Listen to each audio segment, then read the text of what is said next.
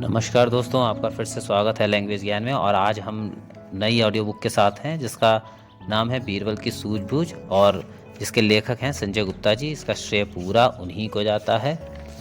और इसमें हमारे पास काफ़ी अकबर बीरबल की कहानियां हैं। तो आज हम फर्स्ट अपनी स्टोरी से शुरू करते हैं, जिसका नाम है बीरबल की सूझबूझ। पहली कहानी का नाम यही है। ठीक है, तो पढ़ते हैं।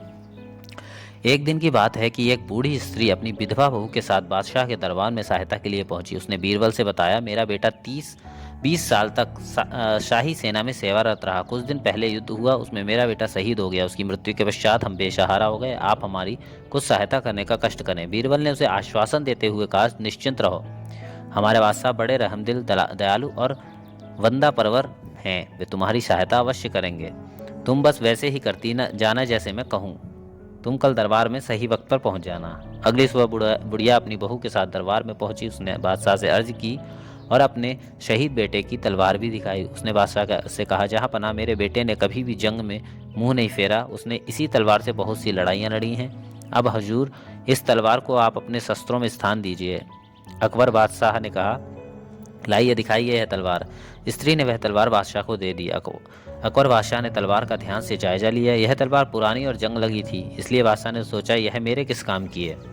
उन्होंने वह तलवार एक सैनिक को दे दी और कहा, यह तलवार इस बूढ़ी औरत को वापस कर दी जाए और इसके साथ सोने की 5 मोहरें भी दे दी जाएं।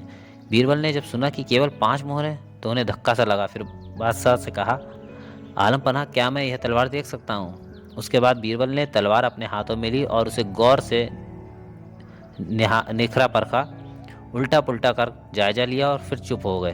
बीरबल को इस प्रकार चुप देखकर बादशाह ने पूछा, बीरबल, हमें अपने दिल की बात बताओ, तुम चुप क्यों हो गए? वह बोले, कुछ नहीं जहाँपना, मुझे यकीन था कि यह तलवार सोने की बन जाएगी। अकबर बादशाह चौके, सोने की? जी हाँ आलम पनाह। बादशाह ने कहा, साफ कहिए, सोने की कैसे बन सकती है? बीरबल ने कहा, आलम पनाह, एक छोटा सा पत्थर पारस लोहे को सोने में बदल सकता है।